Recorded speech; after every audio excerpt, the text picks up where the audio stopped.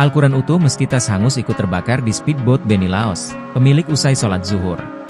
Sebuah Al-Quran utuh dalam tas hangus saat kebaran speedboat Beni Laos di Pelabuhan Bobong, Taliabu, Maluku Utara. Al-Quran tersebut ditemukan dalam tas hitam saat kebakaran speedboat Beni Laos pada Sabtu, 12 Oktober 2024. Pemiliknya juga selamat karena menunaikan ibadah sholat zuhur. Kebakaran speedboat mengakibatkan 6 orang tewas, satu diantaranya calon gubernur Maluku Utara Beni Laos. Speedboat terbakar saat Beni Laos melakukan kampanye di Desa Kawalo, Kecamatan Taliabu Barat, Kabupaten Pulau Taliabu pukul 14.05 WIB. Kebakaran terjadi ketika sedang melakukan pengisian bahan bakar. Akibat kejadian ini 6 orang tewas, 10 orang dirawat di RSUD Bobong dan 17 orang lainnya selamat.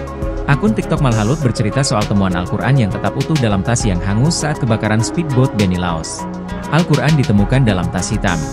Jika dilihat, Al-Quran ukuran kecil dengan bagian depan warna coklat itu ditemukan pada bagian belakang tas. Menurut pria di video, tas hitam tersebut merupakan milik Ketua Dewan Pengurus Wilayah, DPW, Partai Gelora Maluku Utara, Saiful Ahmad. Ketika di Pelabuhan Bobong, pemilik tas turun dari speedboat Bela 72 untuk menunaikan ibadah sholat zuhur. Tasnya pun ditinggal dalam speedboat Beni Laos.